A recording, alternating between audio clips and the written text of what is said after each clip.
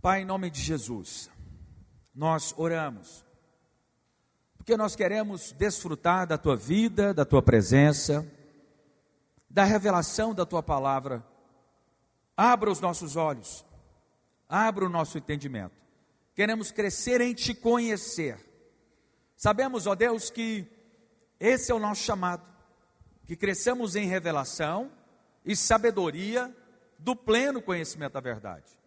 Mas eu oro de uma maneira muito específica hoje pelos irmãos, para que hoje o Senhor possa trazer uma resposta. Tem irmãos aqui que estão pedindo uma resposta de uma situação, uma pergunta. Oh Deus, qual o motivo, por que está acontecendo?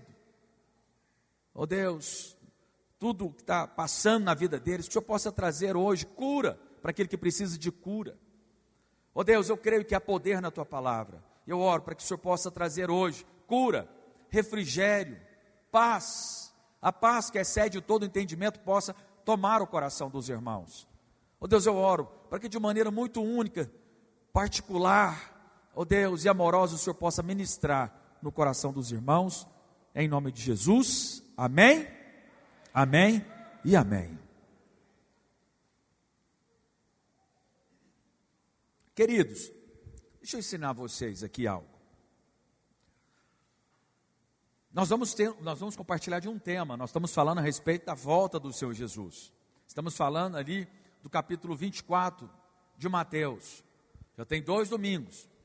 Mas entenda, pode ser que uma frase que eu falo aqui pode se tornar uma resposta de uma pergunta que você tem feito a Deus. De repente, um princípio que eu compartilho aqui, ele vai de encontro à sua necessidade. Deus, ele vai muito além das minhas palavras. Eu até prego aqui, mas ele vai muito mais profundo e muito mais além, trazendo direções, amém? Então sempre quando você vem para o culto, vem com esse intuito, fala: Senhor, eu quero receber do Senhor, eu quero te cultuar, eu quero te adorar, mas eu também quero ouvir do Senhor, que o Senhor possa ministrar no meu coração. De repente você chegou aqui com o coração pesado, mas na medida que você aplica o seu coração e recebe a palavra de Deus, tira um fardo das suas costas. Eu creio que há poder, quando nós reunimos como igreja para cultuar a Deus, amém? Glória a Deus. Nós estamos falando das profecias que tem lá em Mateus capítulo 24. Nos 2 domingos anteriores, nós falamos a respeito da primeira parte. Vocês estão lembrados que eu falei que do capítulo 24 tem 2 partes.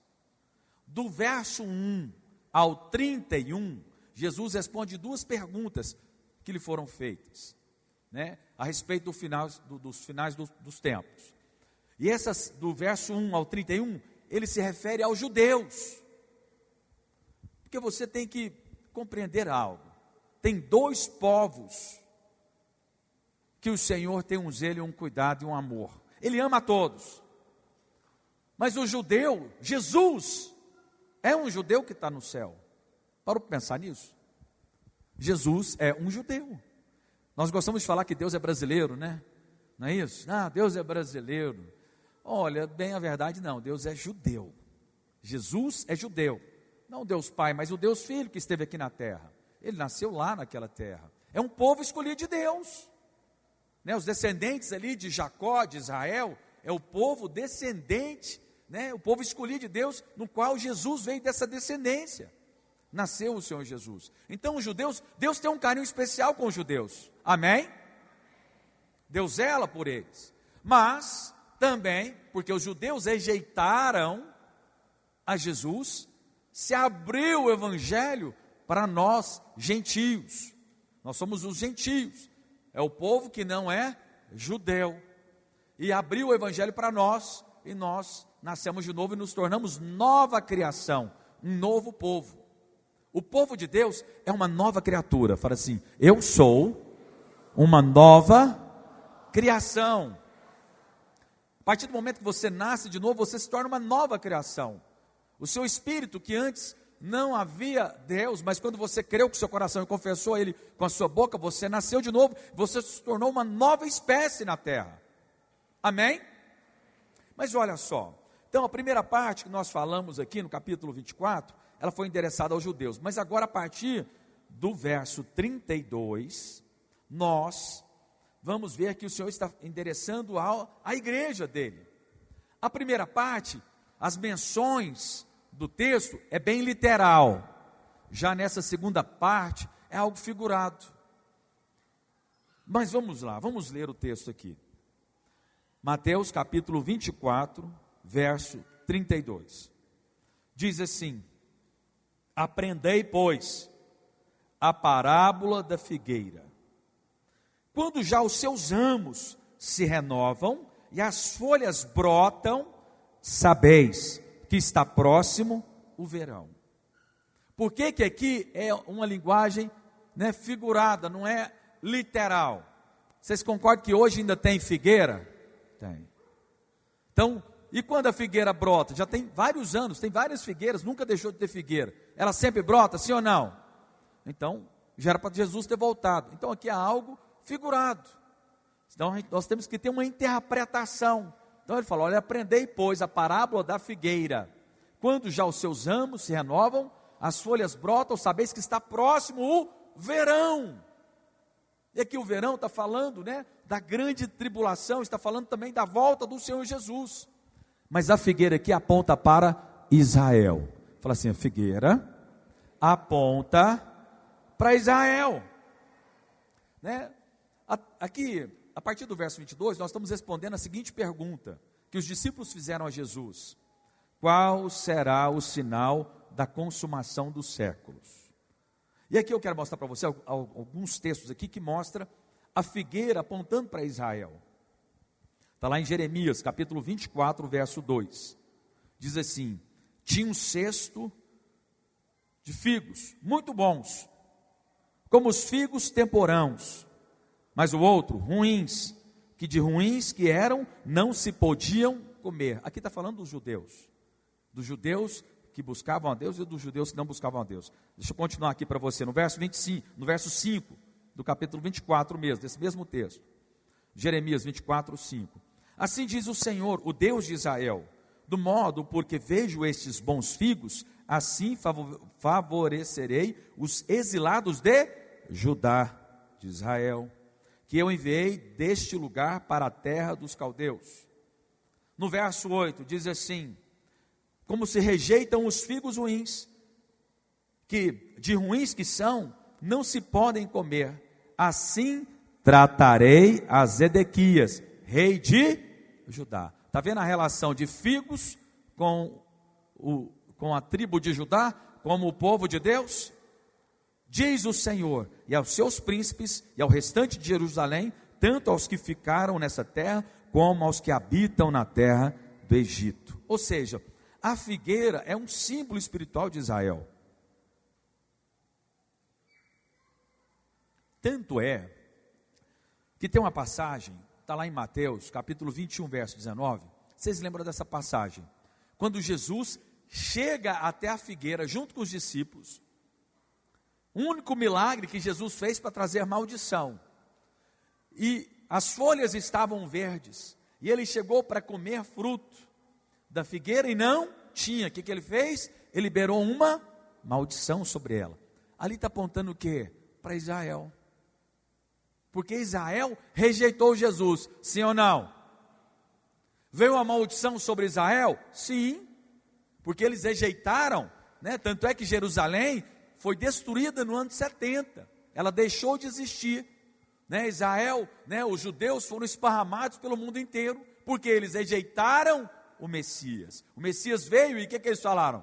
Crucifica, crucifica, crucifica. Olha só, Mateus 21, 19. E vendo uma figueira à beira do caminho, aproximou-se dela, e não tendo achado senão folhas, disse: nunca mais nasça fruto de ti. E a figueira secou imediatamente. Que foi isso? Jesus veio para eles, mas eles fizeram o quê? Rejeitaram. Não sei se você sabe, o índice de cristãos judeus é mínimo. Se alguém puder pesquisar aí para mim, lá em Israel, se eu não me engano, acho que é questão de 1%. 1%. Tem um grande índice de ateus lá em Israel, os judeus. Um grande índice de ateus que rejeitam. Né? Outros tantos, né, adoram outros deuses, as outras religiões. E cristãos são tão poucos. E essa menção aqui é ele amaldiçoando, né, Israel, porque eles rejeitaram ele. Foi a única. 1,9%. Mas o Senhor ama eles? Sim. E vou falar algo para vocês. Está começando a crescer um movimento de conversão lá em Israel. Ao cristianismo. Está tendo um mover de Deus. Tem alguns pastores que são messiânicos e que eles estão falando que está tendo um mover de Deus. Alguns até ainda continuam praticando ali, porque seria uma afronta para a família deles. Eles ainda continuam praticando alguns costumes judaicos, mas se converteram. Mas eu acredito, queridos, olha aqui para mim, preste muita atenção. A resposta ruim de Israel, dos judeus, nos abençoaram, sim ou não? Paulo foi para os gentios, o apóstolo Paulo foi para os gentios, para Roma, e saiu a pregar ao derredor no mundo. Agora, o que vai acontecer? Eu creio que quando a igreja for arrebatada, será um sinal para os judeus.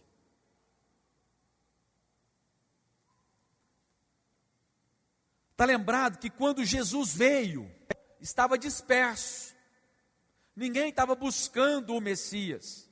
Os 3 magos que vieram do Oriente, seguindo uma estrela, quando chegaram lá e falaram com, né, o rei Herodes lá, e falou: olha, cadê o rei judeu? Cadê o rei dos judeus, o Messias? Ele falou: olha, chegou? Aí procurou, eles estavam querendo saber qual a cidade, foram lá e procuraram e descobriram que era em Belém. Havia uma palavra profética. Nesse momento, eles foram pesquisar, atinaram e buscaram e descobriram: ele vai vir de Belém. E aí, então, começou ali um alvoroço no meio do povo, dos judeus. Deixa eu falar algo para vocês.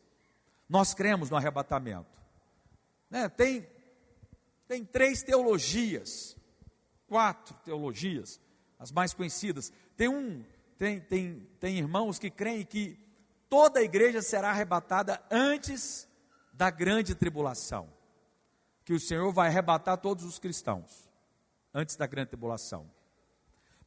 Nós cremos que será parcial, uma parte será arrebatada, porque Jesus vai vir como um ladrão, nós vamos ver o texto aqui, mas outra parte vai ser no final ali da grande tribulação, aonde ele virá e terá um sinal no céu, que ele, né, irá pegar o restante daqueles que creem no final da grande tribulação. E tem os pós-tribulacionistas, que creem que todos os cristãos terão que passar pelo fogo, por esse verão, que eu falei aqui, né, que haverá ali, né, choro e ranger de dentes, que haverá, né, ali com certeza o anticristo perseguindo os cristãos e a ira de Deus vindo sobre o mundo. Mas vamos lá, e tem aqueles que nem creem dessa maneira, que eles creem diferente. Eles creem que nós estaremos aqui na terra, iremos preparar para a volta do Senhor Jesus, nós iremos mudar esse mundo, e eu não creio nessa teologia. Eu creio nessa que nós estamos falando, do arrebatamento, amém? Que vai vir como ladrão, às escuras, e de repente a igreja será arrebatada, e outra parte daqueles que ficarem, e vai haver ali com certeza uma conversão, e os judeus, quando verem um arrebatamento, irão fazer como nos dias de Jesus, irão procurar nas escrituras, e os seus olhos serão abertos. Vocês me entenderam? Pastor, é muita informação, realmente. Preste atenção aqui. Jovens, dá atenção sua aqui. É muita informação. Pastor, realmente é um assunto, né, requer você estudar. Recomendo que você faça o cursão, o CTL, o seminário, né, adquira ali o livro do pastor Ulisses que fala do Apocalipse e mistério. O pastor Regonaldo também tem um livro que ele fala sobre o Apocalipse, e é um assunto que você tem que buscar, porque fala da volta do Messias. O nosso Senhor Jesus, ele morreu, ressuscitou, esteve aqui na terra em carne e sangue e falou o quê? Que ele vai voltar. E nós devemos estar atentos e apercebidos, para que quando ele voltar, nós não sejamos enganados, estejamos vigilantes e possamos subir com ele, amém? Mas olha só, sigamos adiante. A figueira, que é Israel, ela passou por um longo inverno. O ano 70, o general Tito cercou Israel, cercou Jerusalém, e lá eles invadiram, colocaram fogo na cidade, devastou. Mas Jesus havia falado que não ficaria pedra sobre pedra.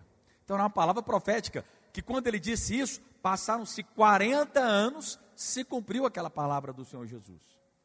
E do ano 70 até então, Israel perdeu o território, perdeu ali o estado, deixou de ser uma nação.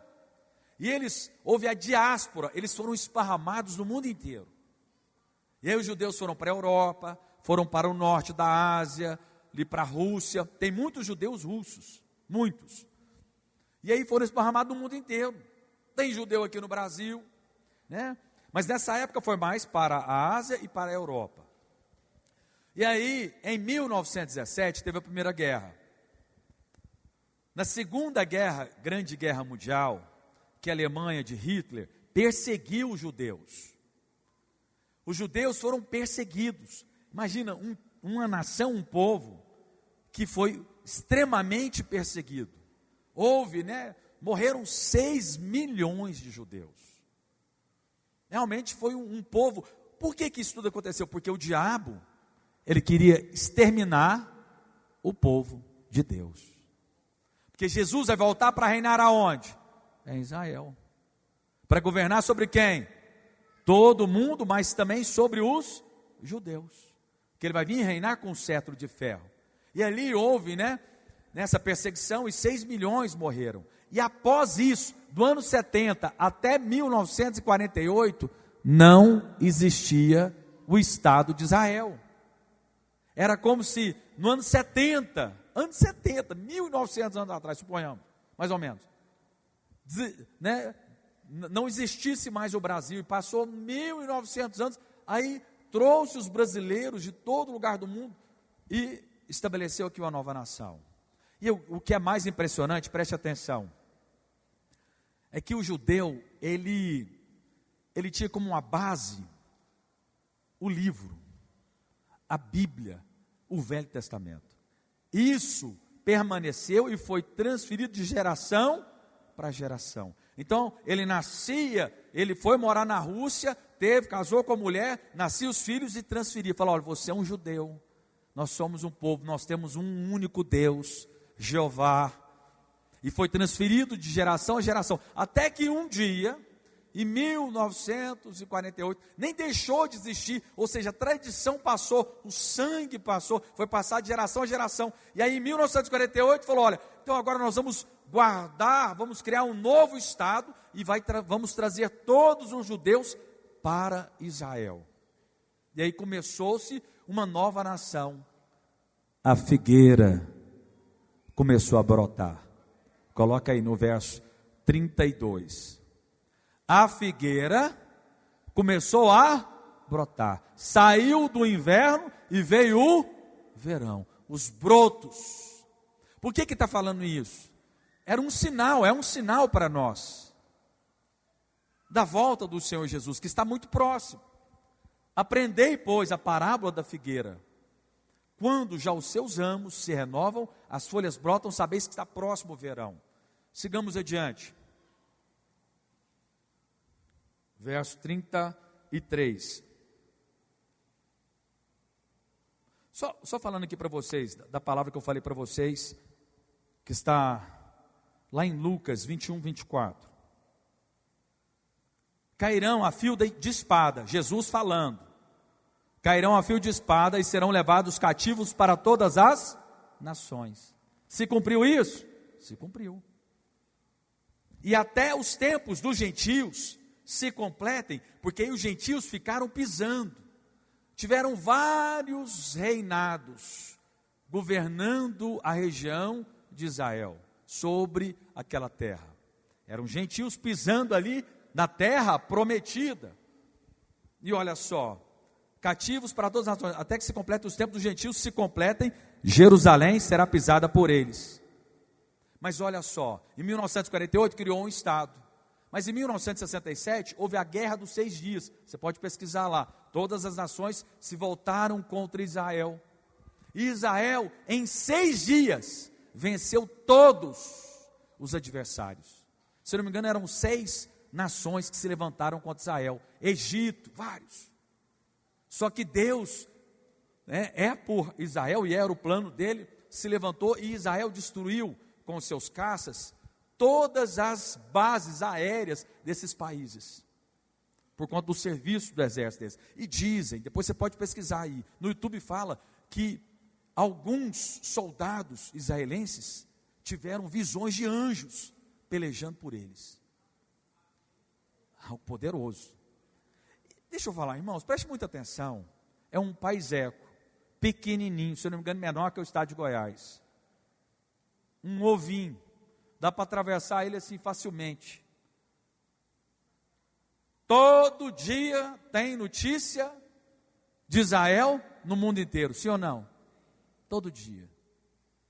Lá não tem petróleo, mas o povo quer invadir. É algo surreal. Por que é um povo tão odiado? Você vê aqui no Brasil, tem guerra com a gente? Tem alguém implicando com a gente? Um país rico, sim ou não? O Brasil é um país rico? Demais. Território com muitas riquezas, enorme, vasto, muita terra, muita água. A água a água doce do mundo, boa parte dela está aqui no nosso território. Tem um aquífero Guarani, se eu não me engano, que está debaixo aqui da Argentina, do Paraguai, do Brasil, que é o maior reservatório de águas debaixo da terra. Ninguém importa, ninguém quer invadir o Brasil. Por que o pessoal quer destruir Israel? Porque o diabo odeia esse povo. É o povo no qual o Senhor Jesus nasceu e vai voltar para governar de lá. Fala assim, amém.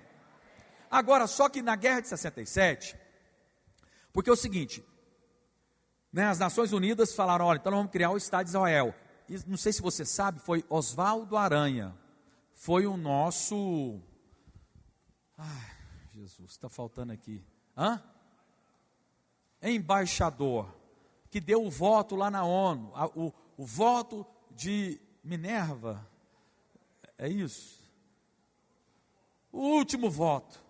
Se ele votasse contrário, não teria o Estado de Israel, mas um homem, Oswaldo Aranha, um brasileiro, votou favorável à criação do Estado de Israel.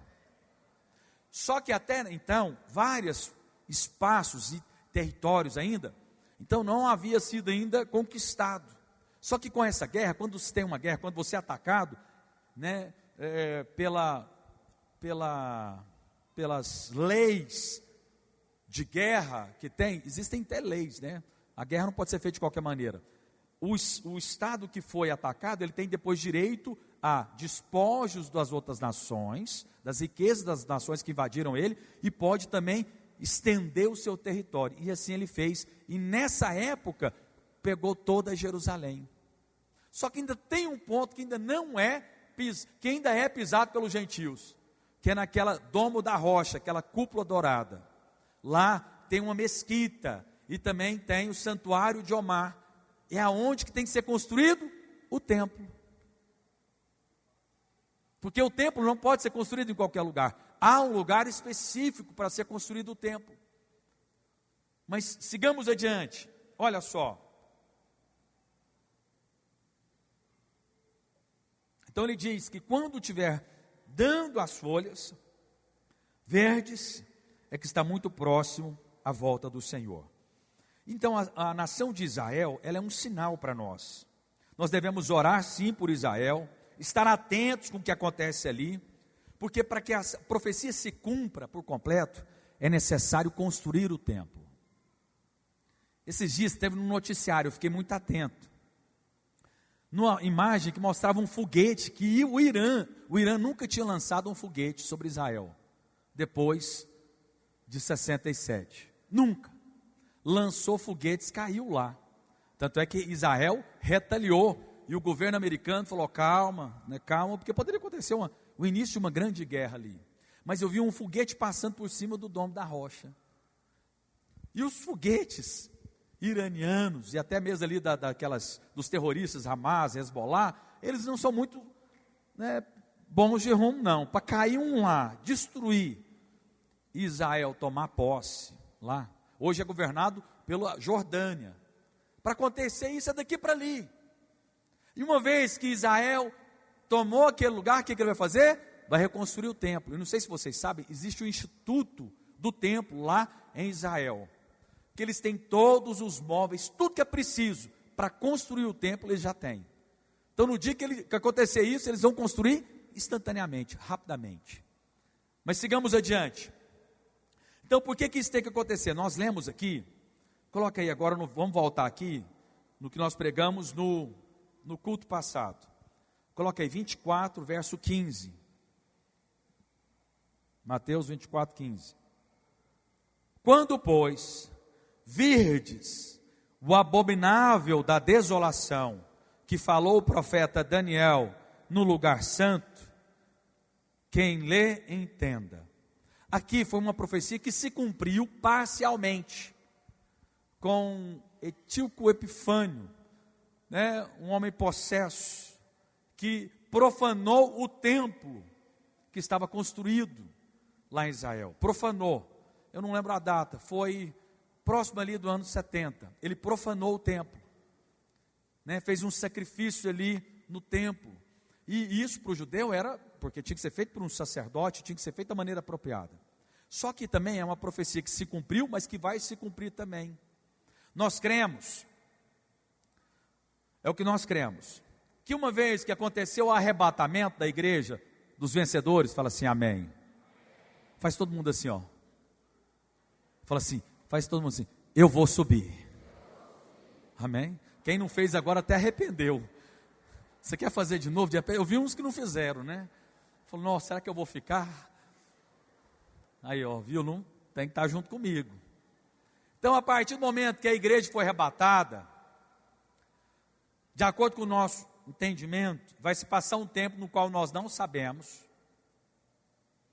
e aí vai começar um governo mundial, com o anticristo, que é a última semana de Daniel que vai se cumprir, que são os últimos 7 anos, que antecedem a volta do Senhor Jesus. O que nós cremos? O arrebatamento, vocês têm noção do que vai acontecer no mundo? Vai ser um transtorno, sim ou não? O que eles vão falar? Os ETs, aí que povo era tudo ET, ou eles eram ETs, ou os ETs gostaram dele, que eles não prestam mesmo, levaram eles embora, não é o tempo inteiro, agora vocês já notaram, observa, vocês têm que estar, observe os noticiários, observe os tempos, vocês viram tanto que estão falando de OVNIs agora, já viu? Então o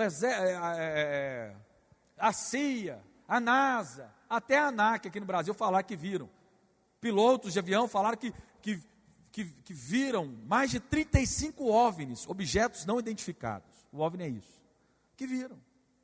Por que estão falando tanto? Por que agora está tão em evidência? O diabo sabe da movimentação de Deus. Então, imagina só, arrebatou parte da igreja, o que o mundo vai fazer? Vai criar um governo mundial. Inclusive, olha aqui para mim, depois vocês podem pesquisar aí. O Elon Musk, ele colocou em latim, depois de que o Trump fez uma postagem no X, de uma balinha tic-tac, aí o Elon Musk, e muito estranha essa união deles, né? Aí colocou lá, nova ordem mundial em latim, que é o que está escrito também na nota de $1, que tem aquela imagem da pirâmide cortada, uma parte cortada na base e outra parte em cima, com um olho que vê todas as coisas, que é algo, né, que é feitiçaria, né, que realmente procede do diabo, mas enfim, e aí Elon Musk colocou, existe agora um consenso, que o mundo, eles querem criar um governo mundial, contra as pandemias que aconteceu, contra uma guerra que pode vir a acontecer, está acontecendo agora na Ucrânia, pode acontecer uma guerra, nós podemos dormir aqui, e amanhã tem uma guerra, mas fique em paz, aqui no Goiás, aqui não vai cair míssil nenhum não, irmãos. É bom ser bem do interior. Se fosse em Nova York, eu ia falar para você ficar muito esperto. Mas nós estamos aqui no Goiás, perto de Jussara, onde eu nasci. Então você pode ficar em paz, irmão. Descansa. E você é filho de Deus. Você é guardado pelos anjos do Senhor. Mas suponhamos que a Ucrânia manda um míssil de longo alcance cair lá em Moscou. O que você acha que vai acontecer? Um míssil caindo em Moscou, com Putin. No outro dia eles mandam uma bomba atômica e exterminam a Ucrânia. Já aconteceu a bomba atômica lá em Hiroshima e Nagasaki, no Japão. Uma guerra acabou por conta disso. Porque é uma devastação completa. Há uma comoção. Mas acontecendo isso, a OTAN, né, que são as nações do Ocidente, vai ter que posicionar. E aí começa uma guerra. Também é outra coisa que pode acelerar o governo mundial. Porque as Escrituras dizem que haverá um governo do anticristo. Que na última semana, a partir do momento do arrebatamento, algo assim, vai se iniciar um tempo. Vai se levantar alguém que vai governar. E deixa eu te falar uma coisa, essa pessoa não vai parecer alguém horrendo, não. Vai ser alguém conhecido. Então, sempre quando levantar alguém muito famoso, muito querido, por todas as nações, você fica esperto. Está iniciando alguém que pode vir a governar. Mas enfim, vai ter os últimos 7 anos até a volta do Senhor Jesus à vista. Os 3 primeiros anos vai ter paz. 3 anos e meio de paz. Eles vão ter reconstruído o templo. E a paz vai ter que envolver Israel e o mundo muçulmano. Vai ter que ter uma parceria. Vai ter que ter alguém que vai costurar essa união, porque vai ter que ceder aquela área onde que tem uma mesquita hoje para construir o templo. Construir o templo, no meio dos 3 anos e meio haverá uma profanação do templo, que é o que está aí no verso, coloca agora, 24, verso 33, que é a profanação do templo. E olha só, quando isso acontecer, você já não vai estar aqui mais, fala assim, graças a Deus. Faz assim todo mundo, fala assim, eu vou subir. Já dei 2 chances. Na terceira, se todo mundo fizer, sei não, viu? Acho que é um sinal. Brincadeira, queridos. Mas olha só. Então o anticristo vai colocar a sua imagem para ser adorada. Nesse verso aí, olha só.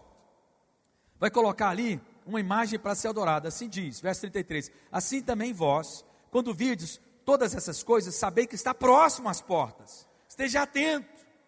Verso 34. Em verdade vos digo que não passará esta geração sem que tudo isso aconteça. Agora a geração pode ser contada, de acordo com a Bíblia, de 40 anos. Tem várias passagens bíblicas que as gerações são contadas de 40 em 40 anos. Saul reinou durante 40 anos. Davi reinou durante 40 anos. Salomão reinou também durante 40 anos. Mas as Escrituras também diz que uma geração pode ser de 80 anos. Passado 80 anos, isso é enfado e cansaço. Suponhamos que a contagem dessa geração não passará essa geração. A geração que viu Israel brotando é a geração que vai ver a volta do Senhor Jesus. Quais podem ser as contagens? 40, 80, não sabemos. Não tem como ser preciso nisso. 1948, Jerusalém ainda não era totalmente dos judeus. Mas em 1967, boa parte. Mas pode ser que você pode falar, pastor, eu não acho que não, porque ainda o local do templo ainda é pisado por gentil. São os jordanianos que cuidam lá. O exército da Jordânia que cuida lá. Não sei. Mas suponhamos que seja 67. Se colocar 80 anos. Nós estamos falando aí de 2047. Nós falamos há 2 domingos atrás a respeito dos 3 dias. Para Deus, 1000 anos é como um dia. E agora, em 2030, vai começar então, se contarmos após a morte de Cristo, vai começar o 3º dia, o milênio.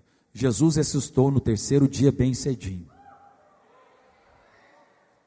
Então nós somos a geração que vai ver, só que nós não podemos estar desapercebidos, porque quando Jesus veio, quando ele nasceu, Israel estava, como nos dias de Noé, que eu vou falar aqui agora, comprando, vendendo, comendo, passeando, construindo, e não se importou. Mas olha só, sigamos adiante. Não, mas deixa eu voltar aqui, é muita informação. E aí, voltando aqui para os 7 anos, a última semana de Daniel, 3 anos e meio, o anticristo vai colocar uma imagem lá no templo, e vão exigir que todos adorem essa imagem, e essa estátua vai falar, de acordo com João, que é como João viu. Mas vocês estão percebendo que eles estão querendo fazer hoje robôs que são como uma pessoa, e que vai ter uma inteligência artificial, uma inteligência mundana caída. Pode ser que seja uma imagem lá que vai exigir adoração. Mas olha só, aí você fala, mas como é que as pessoas vão saber se eu estou adorando ou não? Hoje o seu celular fala tudo a respeito de você. Estava ontem sentado na mesa, lá na reunião, na hora do jantar, com um pastor, com os pastores lá, e nós falamos a respeito de um político, que ele está até meio fora de cena, e falando nada desse político e tal, da história dele, não sei o quê. Aí de repente, olha que o pastor, acho que foi o pastor, quem estava do meu lado? Não sei se foi o pastor Rigonato, não, o pastor Marcos Santana, lá de Aparecida. Olha que ele abriu o celular, qual que era a imagem que tinha lá? No Instagram, falando notícia daquele político, que ele estava falando. Seu celular sabe tudo da sua vida. Fala assim, credo, pastor, tudo, todas as informações estão aí, está te ouvindo. Você sabe esses, deixa eu falar uma coisa para vocês, vocês sabem todas essas, volta e meia não aparece um novo contrato que você tem que concordar com ele, sobre o sistema no qual roda o seu celular, que é um monte de texto que você nunca lê nada, só vai lá e coloca ok. Pois é, lá você está colocando ok, pode me ouvir todas as coisas, e o aplicativo ouve tudo. Então vai exigir adoração, e aí você não vai adorar, quem ficar aqui dos crentes não vai adorar, e aí? Por isso que vai ter que ter a marca da besta, para comprar, para vender. Por isso que vai ter um sistema de controle. Hoje já é assim, sabe aonde? Na China. Sabia que na China tem um score, que é uma nota. Todo chinês tem uma nota, sabia disso? Depois você pesquisa, estou te falando coisas que eu já vi. Todo chinês tem uma nota, 7, 8, 9, 10. De acordo com a sua nota, com o seu comportamento, de acordo com o sistema, você tem uma nota boa, você tem bons financiamentos. Você vai morar de acordo com a sua nota, aonde você, no melhor lugar. Mas se você não tem uma nota boa, você não pode comprar. Você não pode comprar um lote e morar em tal bairro, em tal cidade. Até para mudar lá na China, você tem que pedir o Estado. Sabia disso? Para você mudar de uma cidade para outra, você tem que pedir o Estado. Deixa eu falar algo para você. A China hoje é um modelo. A China hoje está dominando o mundo. Se a China resolver parar de vender os produtos dele, nós estamos enrolados. Sabia disso? Made in China, tudo aí é China. Olha para o seu irmão do seu lado e fala assim, meu irmão, você está com cara de chinês. Você está com muita coisa aí da China, irmão. Mas vamos lá, deixa eu concluir aqui, irmãos. Vamos lá. Voltando aqui para o verso 34. Em verdade vos digo que não passará essa geração que está vendo a figueira brotar, Israel se renovar, sem que tudo isso aconteça. Passará o céu e a terra, verso 35, Mateus 24, 35. Porém as minhas palavras não passarão. Mas a respeito daquele dia, qual que é o dia? O dia da volta. A respeito daquele dia e hora, ninguém sabe, nem os anjos do céu, nem o Filho, senão o Pai. O Filho foi à terra. Perdão, ele ressuscitou e foi ao céu. Bem provável que talvez ele já saiba já. Aqui na terra ele não sabia da hora. Mas olha só. Pois assim como foi nos dias de Noé. Aqui está dando uma dica. Quantos querem escutar essa dica? Como foi nos dias de Noé, assim será a volta. Assim como foi nos dias de Noé, também será a vinda do Filho do Homem. Como é que foi? Pode colocar um teclado. Obrigado, minha filha. Como foi nos dias de Noé? Vou falar aqui agora para vocês. Olha só. Sinais. Vamos fazer um paralelo aqui. Primeiro, que a condição humana será como nos dias de Noé. Viviam em função do prazer e de ter posses. Hoje seria dinheiro. Noé e a sua família foram preservados. Fala assim, graças a Deus. De acordo com o nosso entendimento, era a única família que não tinha sido corrompida. Porque lá em Gênesis capítulo 6, diz que os filhos de Deus possuíram as filhas dos homens. Só que quando você vai ler no Velho Testamento, coloca lá filho de Deus, fala dos anjos. Nós cremos que houve uma mutação. Anjos possuindo mulheres. Se você for ver e pesquisar, não pesquisa não. Mas tem bruxarias que dizem que demônios possuíram mulheres sexualmente. E eles deixaram o seu domicílio, de acordo com Judas. E aí relacionaram e tiveram filhos. Daí surgiram os nefilins, gigantes. Alguns creem até que a mitologia é proveniente disso. Mas, olha só, nos dias de Noé, então, Noé foi preservado. A arca aponta para Cristo.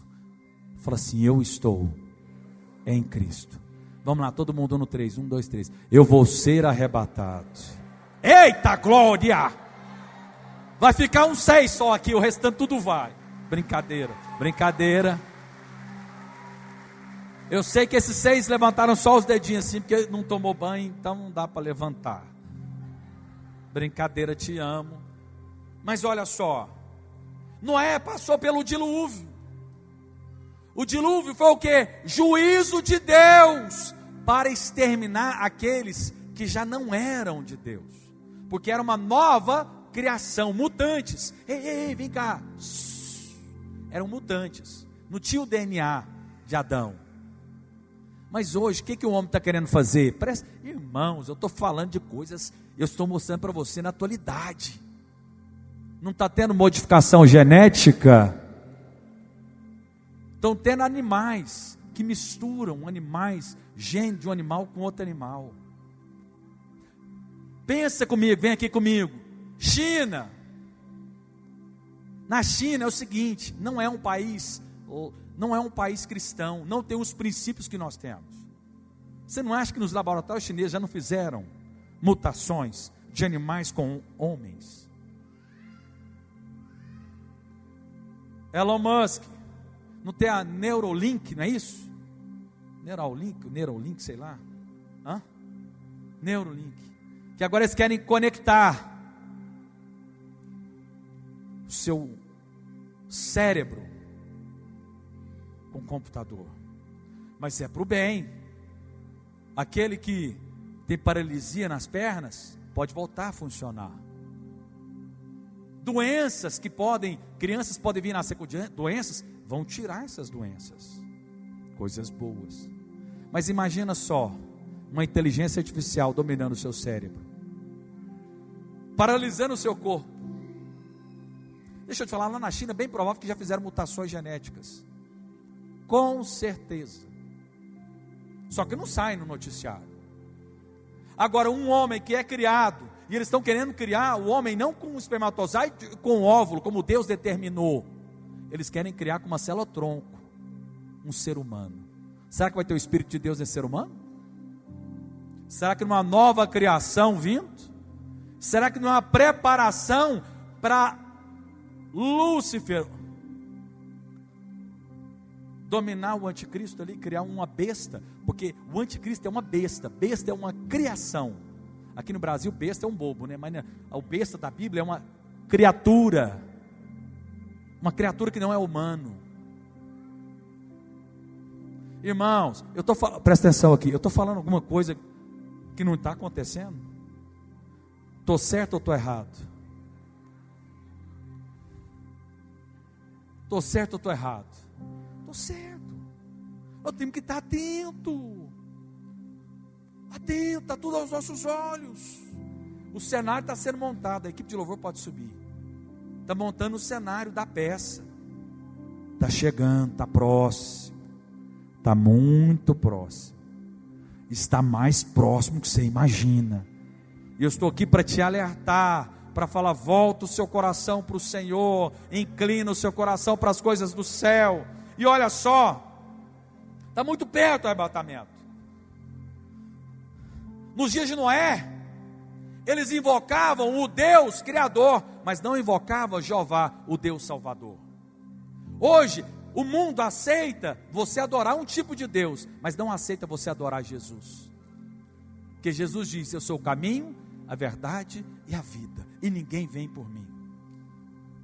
Jesus hoje é rejeitado.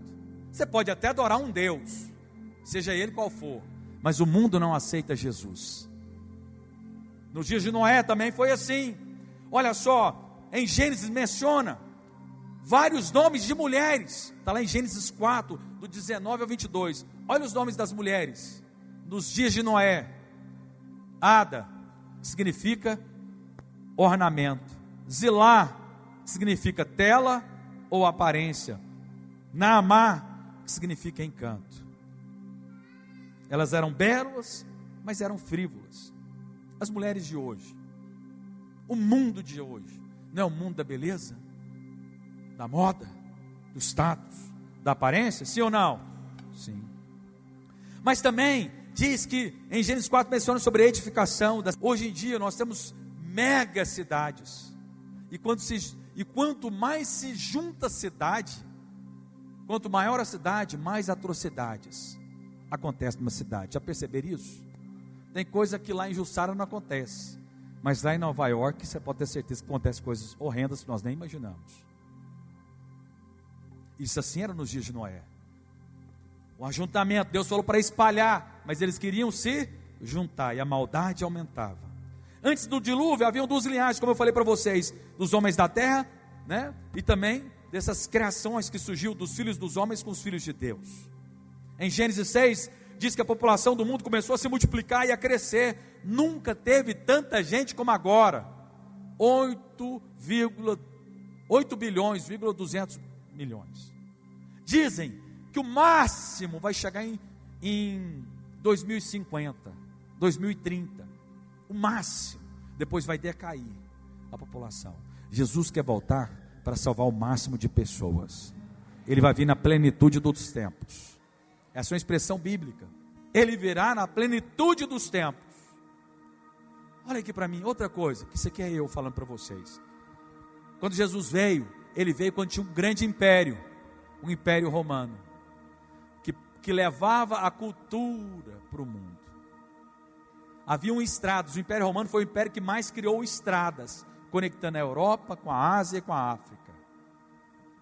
Hoje em dia, na sua tela, na sua mão tem uma tela que te conecta com qualquer lugar do mundo. É uma estrada daqui para a Finlândia, daqui para qualquer país da Ásia. Hoje em dia você está conectado, sim ou não? Todos os povos, tribos, línguas e nações terão que ouvir o Evangelho. O Evangelho tem sido pregado no mundo inteiro. Hoje em dia tem uma língua que ela é universal. Duas línguas que resumem quase tudo, que é o inglês e o chinês. Facilita muito o Evangelho chegar no mundo inteiro. A Índia inteira fala inglês, tem os seus dialetos, mas a maioria dos indianos falam inglês. É uma língua universal hoje. E deixa eu te falar algo, vem cá. Eita, meu Deus, isso aqui é só para vocês.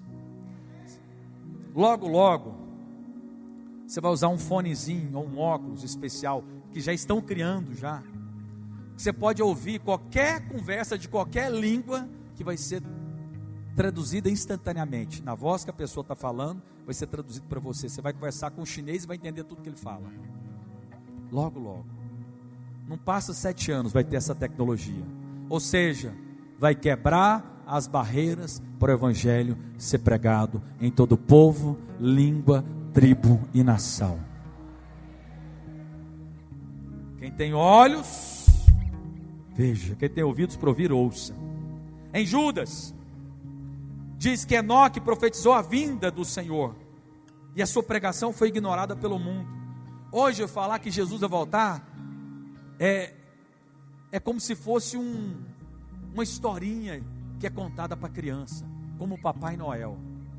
Se você chegar, Uruguai, irmãos, o Uruguai é um dos países mais ateus que tem no mundo. Quando você fala algo assim, nós temos um pastor lá, que ele andou comigo, ele é pastor no Uruguai, em Montevidéu. As pessoas rejeitam o evangelho, e o evangelho parece como se fosse uma história, um livro de contos, que não. Você chegar em algumas cidades e falar, Jesus está voltando, eles vão rir de você. Assim também foi. Noé anunciava que o dilúvio viria, e que o juízo viria. O que eles fizeram? Ignoraram Noé. Comiam, bebiam, casavam e davam casamento, e havia, e o dilúvio veio. O juízo virá, não para os filhos. Nós somos como a família de Noé, nós iremos entrar na arca, em nome de Jesus. Aleluia. Mas olha só, verso 26. Mateus 24, verso 37. Pois assim como foi nos dias de Noé, também será a vinda do Filho do Homem. Porquanto, assim como nos dias anteriores ao dilúvio, comiam, bebiam, casavam e se davam em casamento, até ao dia em que Noé entrou na arca, e não o perceberam, senão quando veio o dilúvio e os levou a todos, assim será também a vinda do Filho do Homem. Então, 2 estarão no campo, um será tomado e deixado o outro. Agora deixa eu falar algo para vocês. Então, esse então aqui significa naquela hora, naquele momento. E aqui mostra 2 estarão no campo. E aqui nós cremos que esses 2 são crentes. Um será tomado e deixado o outro. 2 estarão trabalhando no moinho, uma será tomada e deixada a outra. Portanto, vigiai, porque não sabeis em que dia que vem o vosso Senhor. Alguns creem que 2 é o seguinte, um é ímpio e outro é crente. Nós cremos que os 2 são crentes, porque fala para vigiar. Deus não mandaria um ímpio vigiar, Ele manda um filho vigiar. É filho que tem que estar vigiando. Ei, vigiai e orai. É uma palavra de exortação para nós, para você e para mim. Imagina você, pastor, pregando na grande tribulação aqui. Está amarrado. Mas também vou te falar uma coisa. Feliz do povo de Deus que vai estar aqui no arrebatamento ou na segunda vinda. Porque todos eles se tornarão vencedores. Mesmo os que ficarem, vão pregar o evangelho como nunca antes. Vai sofrer a perseguição do anticristo. Então nós cremos que haverá um momento do arrebatamento, que ele voltará e ninguém verá, e nós iremos encontrar com ele nos ares. Porque foi assim como ele foi. Os discípulos estavam reunidos lá em Atos, e Jesus subiu, foi subindo eles, só que chegou o momento que ele foi para cima das nuvens, e depois eles não viram mais. Jesus vai chegar até as nuvens, e nós seremos arrebatados e iremos encontrar com ele. Ele virá como um ladrão, que é o que diz o texto aqui em diante. Vigiais, pois, porque não sabeis em que dia que vem o vosso Senhor. Verso 43. Mas considerai isso: se o pai de família soubesse que hora viria o ladrão, vigiaria e não deixaria que ele fosse arrombado a sua casa. Por isso, ficai também vós apercebidos, porque é a hora em que não cuidais, o Filho do Homem virá. Então, quem é que vai estar percebido? Quem vai estar buscando a Deus. E hoje você não precisa buscar a Deus vindo aqui no prédio. Você pode buscar a Deus na sua casa, no seu trabalho, porque agora você é casa de Deus. Você pode invocar o nome do Senhor o dia inteiro. Oh Senhor Jesus, ora vem Maranata. Oh bendito Deus e Pai de nosso Senhor Jesus Cristo. Oh Deus, me ajuda hoje no meu trabalho. Senhor, eu estou aqui no campo. Como diz, haviam 2 no campo, 2 trabalhando. Oh Senhor, eu estou aqui trabalhando, mas Senhor, oh bendito és o Senhor, eu te adoro, o Senhor é bem-aventurado, o Senhor é o meu Deus, o meu amado. Oh Deus, me usa aqui no meu trabalho, eu quero ser um instrumento, porque eu estou aqui no campo, eu estou trabalhando, mas eu quero ser um canal de Deus. Deus, eu quero, me coloque em lugar para eu poder ser luz em meio às trevas. Esse não vai ser pego desapercebido. Faz assim, fala assim: eu vou subir. Aleluia.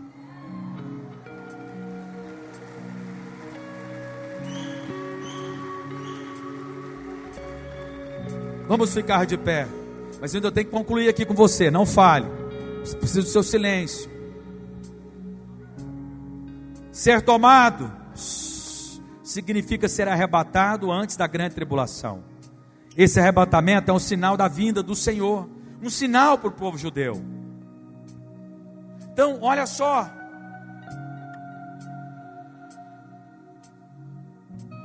o arrebatamento vai vir. Quem é que vai subir? Os crentes maduros. Nós usamos a expressão vencedor. Sabemos que todo aquele que nasceu de novo, ele é mais que vencedor. Mas quem é que vai subir? Nós cremos que são os maduros.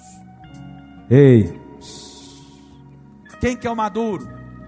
Não é o carnal, é aquele que conhece o evangelho da graça, é aquele que depende totalmente de Cristo, que não se vangloria nas obras que faz, que não se achega diante de Deus batendo no peito e falando: fiz isso e aquilo, eu mereço. Não, quem fazia isso eram os fariseus e saduceus.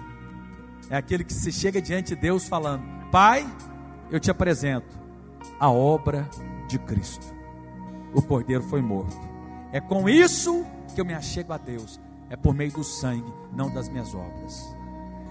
Não sou eu que me justifico, Cristo quem me justifica. Pois nenhuma condenação há para aqueles que estão em Cristo Jesus. Então você pode chegar com ousadia no Santo dos Santos, mas sempre dependendo do Senhor. Esse é o maduro. Esse é o maduro que o apóstolo Paulo fala lá em Coríntios. Mas olha só, vigiai e orai, porque nós não sabemos o momento. O ladrão aqui tipifica o Senhor. Ele virá como um ladrão. E olha só, está muito próximo. Nós precisamos. Está lá em Tessalonicenses, capítulo 5, verso 4. Eu vou encerrar com esse texto.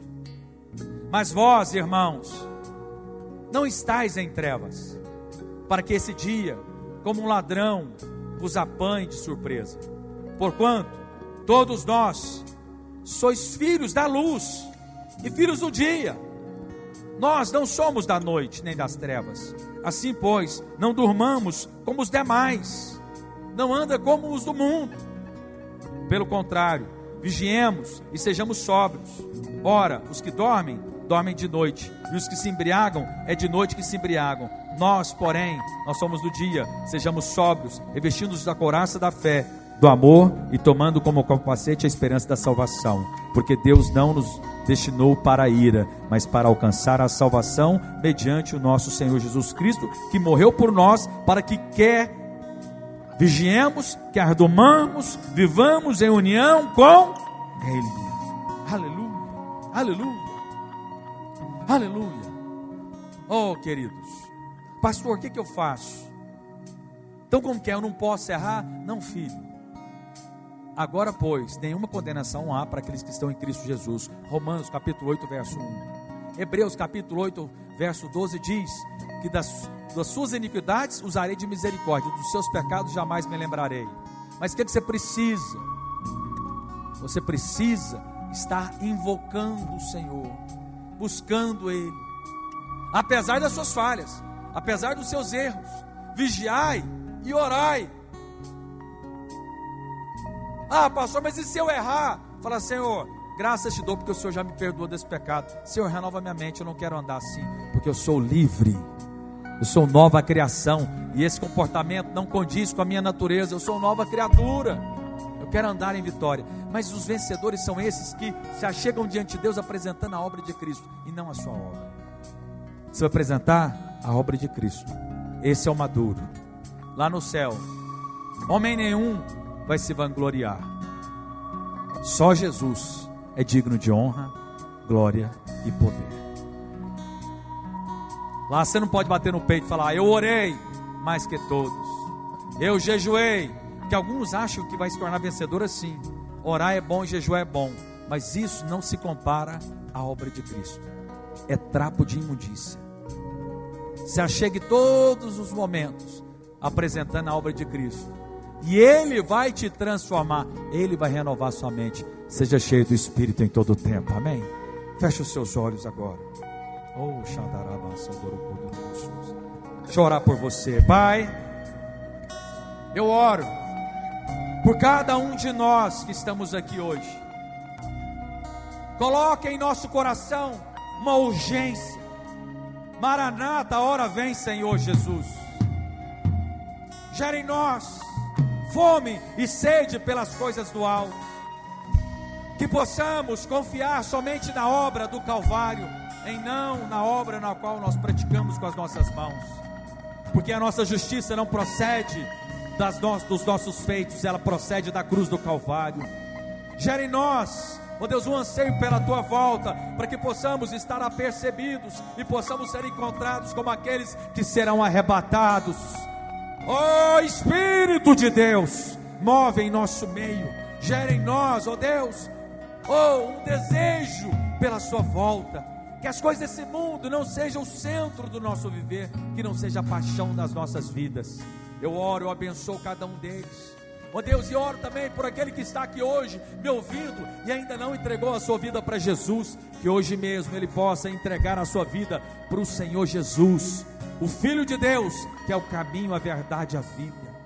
Oro, ó Deus, para que o Senhor possa remover toda culpa e toda condenação e toda acusação, para que eles possam saber que há perdão disponível para eles.